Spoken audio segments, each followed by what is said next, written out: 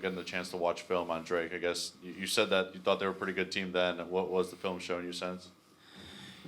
Yeah, what I believed prior to opening the laptop, they're very well schooled. They're veteran. You can't quote me on this. I think they got all 5 starters back from the NCAA tournament team that won a game, if not at least 4. And the 5 the guys that do start were all big-time valuable members of last year's team. They had an at-large bid, if I'm not mistaken, and won a game in the NCAA tournament. So they played a challenging schedule.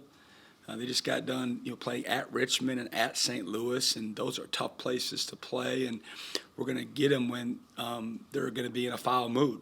They're going to want this game going into the break, stop their skid, and get right before conference play begins. Paul, go ahead. Got a couple, Coach. I guess since the game the other night, what's kind of been the emphasis in practice since then, and any update on Shaq? I'll address Shaq first. He hasn't practiced played since midway through the second half of Jackson State when he was injured. So it doesn't look good. When they don't practice, obviously, the day before. He just doesn't feel well enough yet. What was the other part?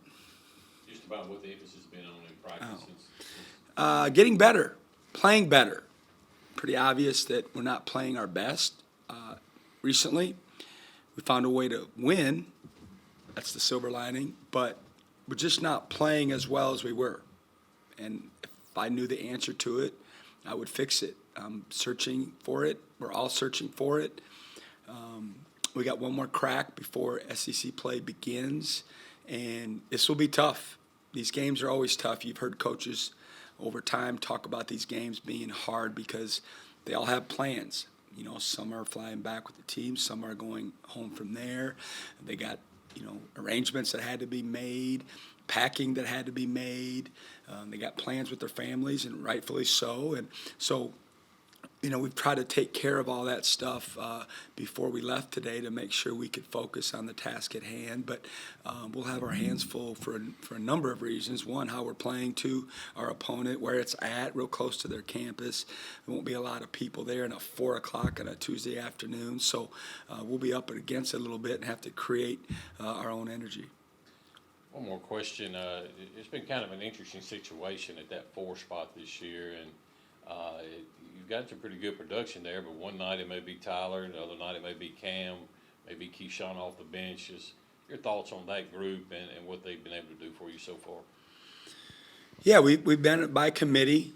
Cam's been the head of it and played the most minutes, but definitely been by committee, like you've said. Tyler's had a big game in his recent outing. Keyshawn had one 2 or 3 games ago where he had a nice shot in the arm for us. Both of them need to be more consistent. The good thing for for Murph and Tyler is if they play so well in practice and in the games, they know we can move Mook around. He's capable. He's already shown us the ability to play other positions. So it's not like, oh gosh, it doesn't matter how well I play, I'm kind of stuck. They're not, and we have enough movable parts at this point in the year that no one should feel that way. They all should look at it as if I play better in practice and in the games, coach is going to play me more, and that's what we talk about all the time. And we'll see, who does. Steph, go ahead. You talk about Tyler there a little bit. I mean, what's kind of the message to guys like him who have never, been through the heart of SEC play to kind of, get them prepared for when that kicks off here? Either have I. So, who am I to give them advice of that nature? I try the best I can to talk about what I expect when SEC play rolls around, but we're not getting ahead of ourselves either. This game is meaningful. Every game's meaningful. We've got a target on our back. It'll be a huge game for them, and hopefully our mentality would be it's a huge game for us, and we want to really feel good, heading into the break, and then get that little reset, some time away from it, time with family, and then, get ready for the gauntlet of the SEC. But certainly I've been through a lot of conference races and been involved in a lot of them at different places and in different jobs, or if you will, within the staff. And, they're hard. It's just the scouting goes up a notch, the familiarity goes up a notch, the crowds usually get better. And obviously the league's, done really, really well thus far. Let's go to Danny P to coach's right. Coach, trying to piggyback off Paul's question just a little bit about rotations and using guys off the bench. Has there been maybe one or two guys, or maybe even three, that you come off the bench that have given you something extra maybe that we're not aware of? We play a lot of guys in terms of minutes. Like if you look at Ken Palm, I think we're one of the top teams in the country for bench minutes. I tell our guys that, like, hey, you're playing for a coach that wants to play a lot of guys. Some programs really lock into 7 or 8, and that's kind of it, and they stick with the rotations, and their belief is they want their guys knowing kind of when they're coming in and out of the game and who they're going to be playing with and having confidence in knowing that I'm going to get this many minutes, and that's not how we do it. And so for those guys that aren't the main guys, it's a breath of fresh air. It's like, hey, you should be more motivated because of the opportunity that could await you. But in terms of where we're at with all that, like we've started for the most part the same lineup. We've had to tweak it once or twice because of illnesses or injuries or what have you. But that doesn't mean that we won't going forward.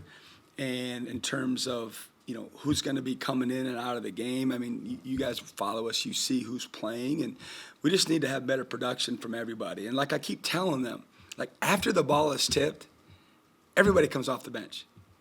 Everybody does. The 5 starters start. Then after, 3, 4, 5 minutes, 6 at the most usually, everybody the rest of the game is coming off the bench. And so it's all the same mentality. You got to be ready to go. You got to stay focused in the game. You got to be ready, to get in the game and get in the flow. You don't have time, I need a couple of runs, coach, to get my legs underneath me. That's not how it works in college basketball. Go back to Steph.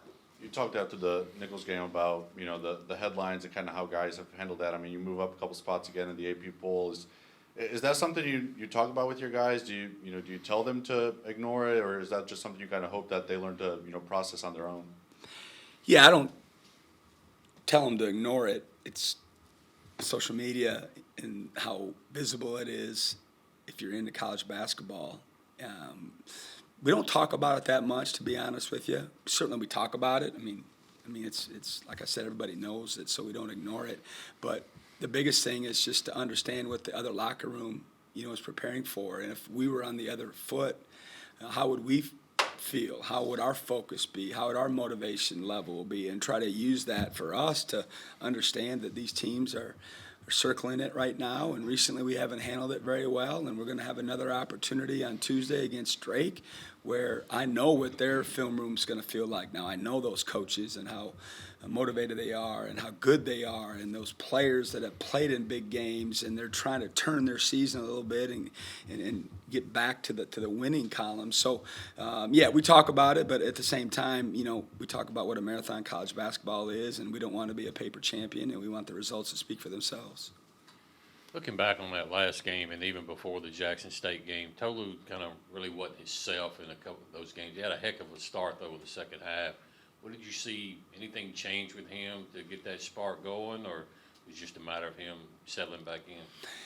Yeah, I don't know. You'd have to ask him about that. I have no idea if there was a change within himself mentally or physically that I'm unaware of. But I guess, I don't know, the way I looked at it, he wasn't playing that much differently. He was just rushing himself a little bit when he got the ball. He was in a hurry to make decisions and kind of force the issue.